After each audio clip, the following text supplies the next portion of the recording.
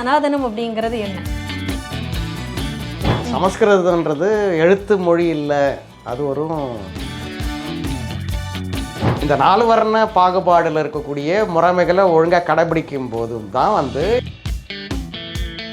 என்னதான் இந்த சனாதனம் அப்படிங்கிறத நம்ம இது ஒரு அறம் சொல்லுது அப்படின்னு நம்ம இதை பின்பற்றணும் அப்படிங்கிறத இன்னைக்கு வாதமாக எடுத்து வச்சாலும் ரிக்வேத மரபில் ஆரிய மரபுன்னு சொல்லக்கூடிய இடத்துல கடவுள் இல்லை. அதை தான் தென்னிந்திய சீர்திருத்தவாதிகள் எதை புரிஞ்சிக்கலன்னு கேட்டிங்கன்னா, காஞ்சிபுரத்தில் காமாட்சி அம்மனை குறிக்கும் போது ஒரு வார்த்தை தமிழர்கள் பயன்படுத்துகிறாங்க. அது என்ன அப்படின்னா,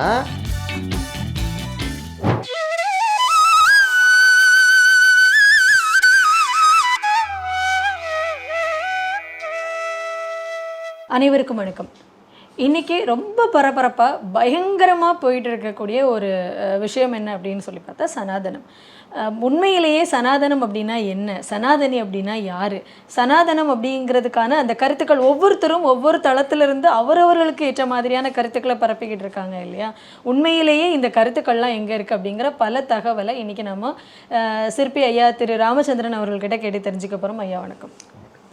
ஐயா, எனக்கு குழப்பம் என்ன அப்படின்னு சொல்லி பார்த்தா, நான் பல பதிவுகளை பார்த்துட்டேன். இந்த சனாதனம் தொடர்பாக நான் தேடும்போது பல பதிவுகளை பார்த்துட்டேன். எல்லாமே எந்த இடத்துல நிற்கிது அப்படின்னு சொன்னால், த எட்டர்னல் ட்ரூத் அப்படிங்கிற ஒரு இடத்துல அதை முடிச்சிடுறாங்க. சனாதனம்னா என்னன்னு கேட்டால், அது தொடக்கமும் இல்லாதது முடிவும் இல்லாதது அப்படிங்கிறது நிற்கிறாங்க. நான் குழம்புறதுக்கு காரணம், தொடக்கமே இல்லாத ஒன்று எப்படி நம்ம கடைபிடிக்க முடியும் அப்படிங்கிறது எங்கே இருக்குது. அதாவது அதை எதிர்க்கக்கூடியவர்கள் ஒரு பக்கம் இது இந்தந்த கருத்துக்கள்லாம் இருக்குது, இதுக்கெல்லாம் நாங்கள் உடன்பட முடியாது, அதனால் இதை எதிர்க்கிறோன்னு சொல்கிறாங்க. அதை பின்பற்றக்கூடியவர்கள் இதெல்லாம் அப்படியெல்லாம் சொல்லலை. அதில் தந்தையை வணங்க சொல்லுது, வீட்டுக்கு வரக்கூடிய தாதிகள் விருந்தாளிகளை மதிப்பு கொடுக்கணும் அப்படின்னு சொல்லுது, தாயை வணங்க சொல்லுது. இதையே நீங்கள் ஏற்றுக்க மாட்டேங்கிறீங்க. இது மிகச்சிறந்த அறத்தை நமக்கு சொல்லுது. சனாதனம் அப்படின்னு சொன்னாலே அது இந்துக்கள் கடைபிடிக்க வேண்டியதை சொல்லுது அப்படின்னு சொல்கிறாங்க. உண்மையிலேயே சனாதனம் அப்படிங்கிறது என்ன? ஒரு டெக்ஸ்டே இல்லாமல் இது எங்கேருந்து இதை எடுத்து சொல்லிக்கிட்டு இருக்காங்க? அதான் இப்போ நீங்கள் இது எல்லாத்தையுமே மூலமாக நம்ம ஒரு சமஸ்கிருத கூறிலிருந்து நம்ம இதை எடுத்துக்கிறதா நம்ம பார்த்துக்கிட்டே இருக்கோம் ஒவ்வொரு முறையும். சமஸ்கிருதன்றது எழுத்து மொழி இல்லை, அது ஒரு எப்படி சொல்கிறது, அது ஒரு சடங்கு மொழி அப்படின்னு புரிஞ்சுக்கிட்டதுக்கப்புறம் சமஸ்கிருதத்துக்குள்ளே என்ன ரெக்கார்டு, என்ன சடங்கு அது செய்யுது அப்படின்னு கேட்டிங்கன்னா, வேள்வி ஏதாவது நிகழ்த்துது. ஒரு வேள்வியில் நிகழ்த்தக்கூடிய மொழின்றதுக்கு மேலே அதுக்கு எந்த சாராம்சமும் இல்லை அடிப்படையில். இது வேத விற்பனர்களாக இருக்கவங்களே சொல்லிக்கிறது தான். அதுக்கு மேலே சமஸ்கிருதன்றது என்னவா இருக்குது அப்படின்னா, இந்த வேள்வி சடங்குக்குள்ளே சமஸ்கிருதமே இல்லைன்ற தெளிவை உருவாக்குறாங்க.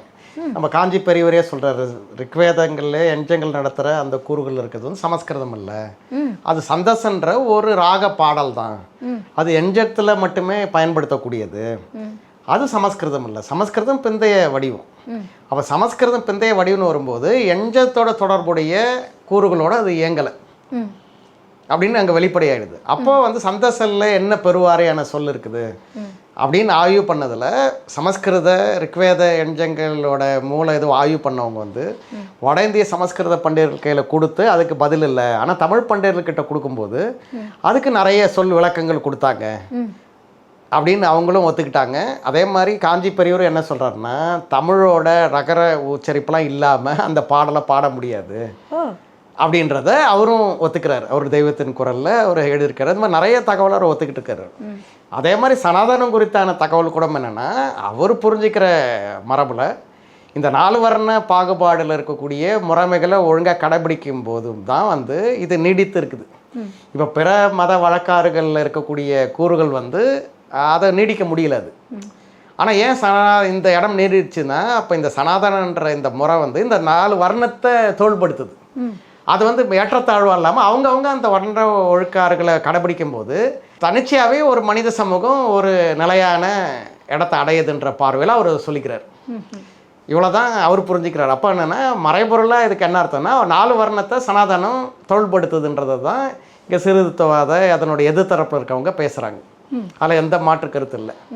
ஆனால் இப்போ சனாதனன்றதுக்குள்ளே இருக்கக்கூடிய இந்த கருத்தாக்கத்துக்கு பின்னாடி என்ன அறிவு நிலை இருந்தது அப்படின்னு கேட்டிங்கன்னா, யாகம் தான் அந்த அறிவு நிலை. அப்போ யாகம் எதுக்கு நிகழ்த்தப்பட்டது? ரிக்வேத ஆய்வுகள் பண்ணவங்க அது கொள்ளையிடுறதுக்கு நிகழ்த்தப்பட்டது. அதுக்கு மேலே அதில் எதுவுமே இல்லை. இவ்வளோதான் அந்த ரெக்கார்டு. அப்போ நீங்கள் போய் ஒரு இடத்த திருடுறீங்க, அந்த திருடும்போது உங்களுக்கு பல்வேறு விஷயங்கள் கிடைக்கணும். அதுக்கு இந்திரன் தான் அந்த எதிரிகளை வீழ்த்தி தரக்கூடிய அதிதேவனால இந்திரன் மேலே பாடி இந்திரனுக்கு நான் இந்த அவிர்வாகத்தை தரேன், வெற்றி கொண்டதில் இந்த பங்கை தரேன்னு நெருப்புல வழியாக போட்டு நெருப்பை கொடுக்கறது. இது நம்மளோட மரபான்னு தான் நம்ம கேள்வி கேட்கணும். இதுதான் மரபுன்னா இதில் வந்து என்ன அறிவு இருக்குது? கொள்ளையிடுதல் தான் அந்த காலத்தில் இருந்து. அப்போ அவங்க நிலமற்றவங்களா இருந்தாங்க. அப்போ கொள்ளையிடுறது அவங்க உரிமையாக இருக்குது. நிலமற்றவன் என்ன செய்வார்? நிலமோ இது ஆணிரை மாடு கூட அவர்கிட்ட இல்லை, எங்கேயோ அவனும் மாடு வளர்த்துக்கிட்டு இருக்கேன், அந்த மாடை போய் திருடுனா தான் அவருக்கு செல்வம். நிலமன்னா போகிற இடங்களை திருடிக்கிட்டே போகிறாரு. அதனால் வந்து திருடுற ஆட்கள் தான் இந்த பாதியிட பங்கை செய்வார். தமிழில் வந்து குறிஞ்சியோட புறம்பரப்பு வந்து வெட்சி. வெட்சியில் வந்து கொள்ளையிடுற உரிமை இருக்குது. ஏன்னா நிலமற்ற குடிகள் வந்து செல்வத்தை கைப்பற்றினுடைய தான் நிலத்தை அடைய முடியும். அப்போ செல்வம் எங்கே இருக்கோ அங்கே போய் அவங்க வந்து அதை திட்டமிட்டு போய் தேடி அதை கொள்ளையிட்டு வரும்போது வந்து பாதையீடு கொடுக்க வேண்டியது கட்டாயம். யார் என்னென்ன வகையில் பண்ணாங்களோ அவங்களுக்கான பங்கு அவங்க கொடுப்பாங்க. அந்த பாதையீடு தான் ரிக்வேத பாடலில் இந்திரனுக்கு கொடுக்கறதா சொல்லி மற்ற விஷயத்தில் இருக்குது. அப்போ ரிக்வேத வாழ்க்கைன்றது என்னன்னா நம்மளோட திணை வாழ்க்கையோட மரபுல இருந்து புரிஞ்சுக்கணும். அது ஒரு புற சடங்கு, சரி, அது அக சடங்கு இல்லை. சரி. அப்போ ரிக்வேத பாடல்ல இந்திய சிந்தனை மரபு பிரகாரம், தமிழோட சிந்தனை போக்குகள் பிரகாரம் அகத்துல தான் தத்துவம் இருக்கு, புறத்துல இல்லை. அப்போ ரிக்வேத பாடல் ஒரு தத்துவ பாடல் கிடையாது. அது வந்து புறமரப்புல வந்து கொள்ளையிடுற ஒரு சடங்கு ஆச்சாரத்துக்கான இடம். ஆனால் இந்த சனாதனத்துக்கு வந்து தொடக்கமே கிடையாது அப்படிங்கிறாங்க. நீங்கள் ரிக்வேதத்திலிருந்து எனக்கு ரிக்வேதம் தான் மூலம்னா ரிக்வேதத்துக்கான அர்த்தம் இவ்வளோதான் நீங்கள் புரிஞ்சுக்கணும். இதுதான் அதை புரிஞ்சிக்க வேண்டிய முறை. அப்போ ரிக்வேத பாடல்ன்றதுன்னா நம்மளோட தமிழோட சான்றுகளுடைய சொன்னால் ஒரு வெட்சி மரபுக்கான பாடல். சரி, அதை தான் அதில் இருக்குது. இதில் வந்து எதனா தத்துவம் இருக்க முடியுமா? இப்போ வந்து மூலம்னா அதுக்கு ஒரு மூல ஆதாரமான தத்துவம் அதில் தொழில் பண்ணும். அதில் அது இல்லவே இல்லை. அப்போ ரெண்டாவது என்ன அப்படின்னு நீங்கள் கேட்கணுன்னா அதில் வெறும் பூதம் தான் இருக்குது. அந்த பூதத்துக்கு படைப்பு திறன் கிடையாது. அந்த தேவர்கள் யாருக்கும் படைப்பு திறன் கிடையாது. அந்த தேவர்கள் வந்து வசியப்பட்டவங்க. இந்த எஞ்சத்துக்கு வசிய பூதம் அவங்க என்ன செய்யணும்னா, இப்போ நீ கேட்டால் நான் யாகம் வளர்த்துட்டு நீ எனக்கு கட்டுப்பட்டவன், நீ நான் சொல்கிறத செய்யணும்னு ஆகிடுது. அதனால தான் வந்து இந்த எஞ்சத்தை வளர்த்து அந்த பூசையை செய்யக்கூடிய பூசாரிக்கு கட்டுப்பட்டதாக மாறிடுது. சரி, அவர் தான் இந்த மந்திரங்களை உச்சரிக்கிறாரு. மந்திரத்தை நான் உச்சரிக்கிறேன், அதனால் நான் மேலாண்மைன்றது தான் வந்து பின்னாடி நீங்கள் வட இந்திய புராண கதைகளில் என்ன சண்டை நடக்குதுன்னா, சத்திரியன் தான் முதல் மேல் இருக்கிறான், அவனுக்கு ரெண்டாவது படியில் தான் வந்து பிராமணன் இருக்கிறார். பின்னாடி இந்த போராட்டங்கள் என்ன ஆகுதுன்னு கேட்டிங்கன்னா, பிராமணன் வந்து எனக்கு கட்டுப்பட்டது தானே அந்த இந்திரனும், மற்றவங்க எனக்கு கட்டுப்பட்டவங்க, கடவுள்கள்லாம் எனக்கு கட்டுப்பட்டவங்கன்னு சொல்கிறாங்க. அப்போது அந்த ரிக்வேத பாடலும் அதனை ஒட்டின புராணங்களில் அடுத்த கட்ட விளக்கம் நம்மளுக்கு என்ன கிடைக்குதுன்னா, அங்கே ஒரு கடவுள் கோட்பாடே இல்லை, படைப்பு கோட்பாடும் அதில் இல்லை. இவ்வளோதான். இப்போ படைப்பு கோட்பாடு இருந்தால் தானே நீங்கள் இன்னொரு விஷயத்த சொல்ல முடியும். இப்போ படைப்பு கோட்பாடு கிடையாது. அப்போ சனாதனம்ங்கிற ஒன்றே இல்லைன்னு சொல்ல வரீங்களா? அப்போ சனாதனம்ன்றது அவங்க சொல்கிற வர்ணத்தை தொழில்படுத்திக்கிற இடத்துல படைப்பு கோட்பாடே இல்லைன்னு ஆயிடுது. அங்கே கடவுள் இல்லை. அப்படி கடவுள் இருந்திருந்தால் சங்கரரோ ராமானுஜரோ இவங்களாம் வந்து வியாசரோ வந்து கடவுள் ஒரு விளக்கம் கொடுக்கறதுக்கான பாஷ்யம் எழுதிக்கிட்டே வந்திருக்க மாட்டாங்க. கடவுள் இருந்ததுன்னா இருந்திருக்கணும்ல முதல்லையே. கடவுள் இல்லாதனால தானே வந்து உங்களுக்கு வியாசர் வந்து பகவத்கீதையில் நானே ஈஸ்வரன், நானே நாபி அப்படின்னு அவர் வராருல்ல. ஏன் அது வரணும்? அப்படின்னா கடவுள் இல்லைன்னு அதுக்கு அர்த்தம். அப்போ வந்து ரிக்வேத மரபில் ஆரிய மரபுன்னு சொல்லக்கூடிய இடத்துல கடவுள் இல்லை. அதை தான் தென்னிந்திய சீர்திருத்தவாதிகள் எதை புரிஞ்சிக்கலன்னு கேட்டிங்கன்னா, கடவுள் அவங்க தான் கொடுத்தாங்கன்னு நினச்சிக்கிட்டு இருக்காங்க.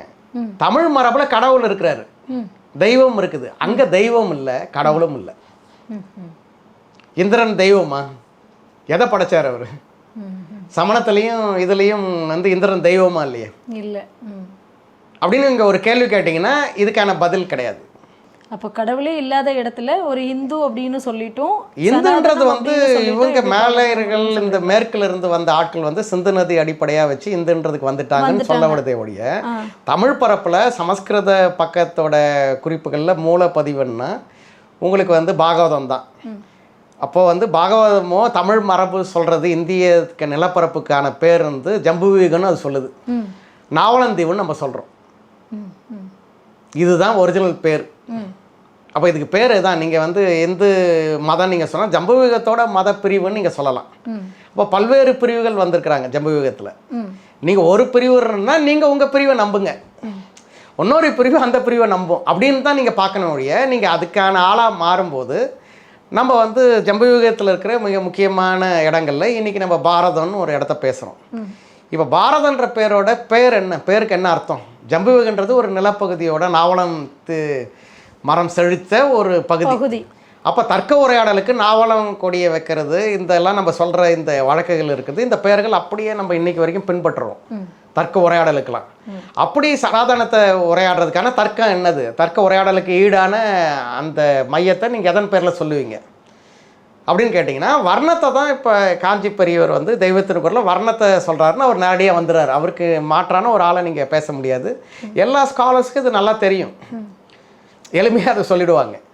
இது புதிர்லாம் கிடையாது. அப்போ அதுக்கு என்ன அர்த்தம் அப்படின்னு கேட்டிங்கன்னா சனாதனத்தை முன்மொழிகிற ஆள் வந்து வர்ணத்தை தான் முன்மொழிகிறாருன்றதை வெளிப்படுது. ஆனால் இதனால் உங்கள் வரலாறு வெளிப்படுதான்னு கேட்டிங்கன்னா வரலாறு வெளிப்படலைன்றதான் புரிஞ்சிக்க வேண்டியது. இதை நீங்கள் ஒத்துக்கிட்டு இதை மறுக்க போகும்போது வரலாறு தான் நாங்கள் இதுக்கு எதிராக இருப்போம், இன்றைக்கி நாங்கள் சமதர்ம சமுதாயத்தை உருவாக்குவோம்னா அப்போ நீ சனாதனத்தை ஒத்துக்கிட்டு வர்ணம் தான் ஒத்துக்கிட்டு நீ சண்டை போகிற வரன்னு ஆகுது. அப்போ அதுக்கு மேலே வரலாறுக்கு நீ போகவே இல்லை, நீ அவனோட எதிரியோட இதுவாக ஒத்துக்கிட்டு அதிலிருந்து நான் அதை மறுக்கிறேன், இன்றைக்கி சிறுத்தைவாதே இதுக்கு எதிர்த்து நிற்கிறேன், நான் அதை கட்டுடைப்பேன் அப்படின்னு பேசுறதுன்றது இது யார் உருவாக்குறாங்கன்ற வாதத்தை விடுவிக்காமையே நீங்கள் என்ன செய்யுது சண்டைக்கு போகிறதுன்றது அவனை ஜெயிக்க வைக்கிறதுக்கான நிகரானது. இப்போ சனாதனம் அப்படிங்கிறது வர்ணம் தானே தவிர்த்து சனாதனம் ஒன்று தனியாக கிடையாது, அதுக்கு வரலாறும் கிடையாது. அதனால தான் அது டெக்ஸ்ட் புக் எதுவுமே இல்லாமல் இப்போ ஏன்னா அதில் அந்த கூறுகளே இல்லை. அப்போ டெக்ஸ்ட் புத்தகத்தையோ மற்றதையோ கோரணும் ஒரு அறிவு சார்ந்த இடம் இருக்குது அப்படின்னா அது என்னவா இருக்குது அப்படின்னு நீங்கள் கேட்டிங்கன்னா இந்த எஞ்சத்துக்கு வந்து பின்னாடி ஒரு ஆட்களுக்கு வந்தாங்கல்ல, நம்ம பெருமாளுக்கோ ஈஸ்வரனுக்கோ யாருக்கோ வந்தாங்கல்ல, அவங்க யாரும் இவங்க புரிஞ்சுக்கிற மாதிரி அவங்களோட கடவுள்கள் கிடையாது. அவங்கெல்லாம் இதுக்கு முன்னாடி பூர்வீக ஆட்களோட கடவுள்களாக இருந்தாங்க. அந்த கடவுள்கள் அவங்களுக்கு ஏன் தேவைப்பட்டாங்கன்னா இந்த நாடோடி குழுவோட கொள்ளையிடுற குழுக்கள் மாதிரி பழைய பூர்வீக ஆட்கள் இல்லைன்றது நம்மளுக்கு அகழ்வாய்க்குள்ள சிந்துவெளி அகழ்வாயிலிருந்து தமிழக ஆய்வுகளுடைய தெரிய வருது. அது வந்து ஒரு வேளாண் கலாச்சாரத்தோட மரபு. அந்த வேளாண் கலாச்சாரத்துக்கு எது அடிப்படை தேவைன்னா அதால் மழையை கணிக்க தெரியணும். அப்போ மழையை கணிக்க தெரிஞ்ச ஒரு ஆளுக்கு தான் அதனோட தொன்ம அறிவு இருக்குது. அதுக்கு ஒரு 50,000 வருஷம் வரலாறு இருக்குது அப்படின்னு எடுத்துக்கிட்டா இன்றைக்கி உடனே நகரம் உருவாயில்லை. இப்போ வந்து சிந்துவெளி உருவாகணும்னா இதுக்கு முன்னாடியான கால்கள் அதுக்கு முன்னாடி 5000 10,000 வருஷத்துக்கு இருக்கணும். அப்போ தான் அது நகரத்தை உருவாக்க முடியும். அந்த நகரன்றதுக்கு விளைநிலம் தேவைப்படுது. அந்த விளைநிலம் இருந்தால் தான் அந்த நகரம் இருக்கும். இப்போ நம்ம நவீன இதில் என்னென்னா ஒரு ஊருன்றது விளைநிலம், ஊர்காடு, அப்புறம் வந்து இது நீர் ஆதார பகுதி இப்படிலாம் இருக்குது. அப்புறம் தான் குடியிருப்பு. இப்போ நம்ம என்ன நினச்சிட்டோம்னா இந்த ஊரை எல்லாத்தையும் அழிச்சிட்டு தெரு மட்டும்தான் ஊருன்னு நினச்சிக்கிட்டா தெரு ஜாதியாக தான் இருக்கும். இந்த ஊரில் என்ன விளைஞ்சது, எதுக்கு இவ்வளோ இந்த இத்தனை குடியிருப்பு இருந்தது, இவங்கெல்லாம் என்னென்ன வேலை செஞ்சாங்க, ஏன் வந்து இங்கே ஒரு உழுகுடி ஆள் இருக்கிறாரு, இங்கே வந்து ஒரு தொழில்குடி ஆள் இருக்கிறாரு, இங்கே சேவைக்குடி ஆள் இருக்கிறாரு, அப்புறம் வந்து மேல் நில உடைமையோட ஆட்கள், நில உடைமையோட கீழே இருக்கிறவங்க, மேலே தெரு கீழே தெருலாம் எப்படி இருக்குன்றத இந்த ஊரோட உற்பத்தி உறவுகளோட சம்மந்தப்பட்டதை நீங்கள் ஸ்டடி பண்ணால் தான் தெரியும். அப்போ நீங்கள் ஊரை மட்டுமே வச்சுக்கிட்டு வந்து ஊர் வந்து நம்மளோட ஊர்லாம் தெற்குலேருந்து வருது, நிலவியலான பெருவாரியான தமிழ் சூழலில் சில ஊர்கள் அந்த மேட்டு நிலத்தை ஒட்டி மாறி இருக்கலாம். அடிப்படையில் தெற்குலேருந்து தான் வாசல். வடக்குன்றது நம்மளுக்கு எப்பவும் வெளியே போகிற வழி. இப்போ நாயக்கர்களும் பிரிட்டிஷ்காரனும் வடக்குலேருந்து வந்தோடனே விளைநிலத்துக்குள்ளே ஒழுகுடியாக உடல் அடுக்கில் இருக்கிற பறையரும் அதில் இருக்க தொழில்குடியும் சந்தையும் இருக்கிற இடத்த சந்தைமேடு வந்து அங்கே தான் இருக்குது. சந்தைமேடு இருக்கிறதுல பறையர்ச்சேரி இருக்கும், சந்தைமேடு இருக்கிற இடத்த ஒட்டி மார்க்கெட் இருக்கும், மார்க்கெட்டை ஒட்டி அந்த கம்மால தெரு இருக்கும். இதெல்லாம் இருந்தால் அந்த மூல இடம். இப்போ இந்த மூல இடம் என்ன ஆச்சுன்னா வடக்குலேருந்து நீங்கள் வெளியே வந்தீங்கன்னா இன்னும் ஊர் கடைக்கோடியில் வச்சுட்டா என்னை தீண்டாதன் ஆக்கிட்டேன்னு இன்றைக்கி ஒரு வாதம் வைக்கிறோம். அப்போனா ஊரோட முன்வாசல் எது பின்வாசல் எதுன்னு உனக்கு தெரியலன்னு அர்த்தமாகுது. இப்போ பிற்கால மரபில் வடக்கில் இருக்கிறத நீ வாசல் எடுத்துக்கிட்டேன்னா தெற்கு தான் நம்மளோட வாசல், முதல் வழியாக தான். அதுக்கு நான் ரொம்ப எளிமையாக சொல்லுவேன் என்னென்னா பெரிய கடை வீதி தெற்கில் இருக்கும், சின்ன கடை தெருன்றது வடக்கு வெளியே போகும்போது சின்ன கடை தெரு. சரி, அப்போது அதாவது என்னதான் இந்த சனாதனம் அப்படிங்கிறத நம்ம வந்து இது ஒரு அறம் சொல்லுது அப்படின்னு நம்ம இதை பின்பற்றணும் அப்படிங்கிறத இன்றைக்கி வாதமாக எடுத்து வச்சாலும் இல்லை, அது வந்து வர்ணத்தை மறைக்கிறதுக்காகத்தான் இந்த சனாதனம் அப்படிங்கிற ஒரு இதை சொல்லி கொண்டு வந்துக்கிட்டு இருக்காங்க. வர்ணத்தெல்லாம் மறைக்கலை, அவங்க வர்ணத்தையே தவறாக தான் புரிஞ்சுக்கிறாங்க. வர்ணம்னு அவங்க புரிஞ்சுக்கிறாங்க. எப்படி ஊர் வாழணும்னு அவங்களுக்கு தெரில இல்லை. இப்போ சூத்திரர் ஆரிய வர்ணத்தை சேர்ந்தவர்ன்றதான இடம். இப்போ தமிழர்கள்லாம் சூத்திரன் பெரியார் சொல்கிறாரு. அப்போ பெரிய நம்மளை வந்து ஆரிய வர்ணத்துக்கு அவங்க மாற்றிட்டாங்கன்னு அதை பார்க்கணுமா, இல்லை வந்து அந்த வர்ணம் இல்லாத இது வேற ஒரு வர்ணம்பா அப்படின்னு எடுத்துக்கணுமா? அப்படி எடுத்துக்கிட்டா தானே நீங்கள் வந்து தமிழரோட பெருவாரியான ஆதிக்க ஜாதின்னு சொல்கிற பட்டியலில் நில உடைமையோ பிற தொழில் இருக்கவங்க வந்து சூத்திரராகவும் ஆரிய வர்ணத்தில் ஒரு பகுதியாக நீங்கள் சத்திரியராக பாடுபடணுமா பிராமணராக பாடுபடணுமான்ற கேள்வியை நோக்கி அது நகர்த்துது. அதனால தான் அதுக்கும் கீழே இருக்கிற அமைப்பில் இருக்கிற பஞ்சமர்னு இவங்க கற்பிதம் பண்ணிக்க வேண்டிய இடத்துக்கு தள்ளப்படுறாங்க. அப்போ அந்த அடுக்கு போனீங்கன்னா இந்த மாதிரியான வந்து கொண்டக்க மண்டக்க தகவலுக்கு தான் நீங்கள் போவீங்க. இது தர்க்கமோ ஆய்வுகளோ இல்லை, இது ஒரு எதிர்நிலை போக்காக இருக்குதுன்றத வழியே இல்லை, ஆய்வுக்கான உரையாடலே இது கிடையாது. அப்போ தமிழர்களோட தொன்ம அறிவுகளில் கணியன்றது தான் மூல பாடமாக இருக்குது. அந்த மூல பாடத்தோட அறிவு வட இந்தியர்களுக்கோ இந்த எஞ்ச நடத்துறவனுக்கோ கிடையாது. அப்போ அந்த மூலன்றது வந்து என்னென்னா இவர் சக்தியை குடிக்கக்கூடிய மூலங்களின் மூலம் நிர்மூலம் அப்படின்றாங்க.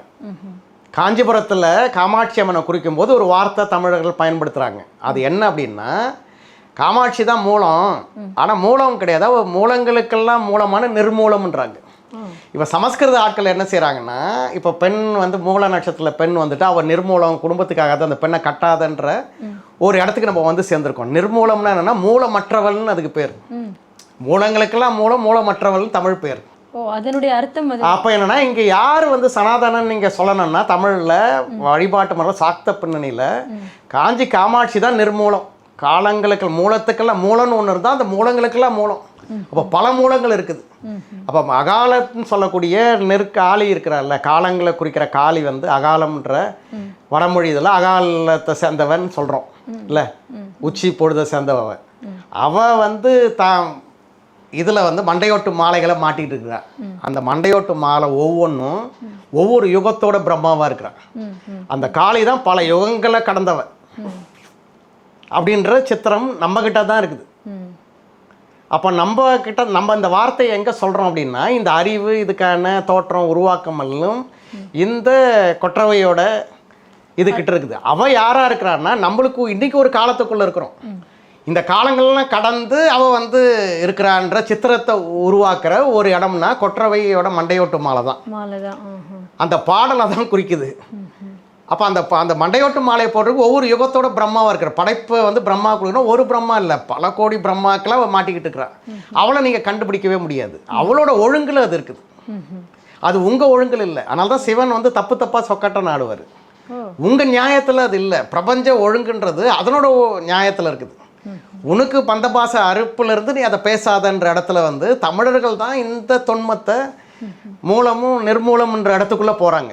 நம்ம ஒன்றும் தமிழோட மையலுக்குள்ளே நகரவே இல்லை. அப்போ நீங்கள் அவங்கள பேசுகிறதுக்கு அவங்ககிட்ட அப்படி ஒன்று இல்லவே இல்லை. சரச சம்கிசைன்னு ஒரு சமஸ்கிருத வடிவத்தில் இருந்த ஒரு நூல் சாக்த நூல், அதுதான் இப்போ அவங்க சான்றாக காமிக்கிறாங்க. அந்த நூலில் படைப்பூக்கத்தை பற்றியான முதல் தகவல் அதில் இருக்குது. ரிக்வேதத்தில் படைப்பு இல்லை, சரசம்கிசையில் இருக்குது.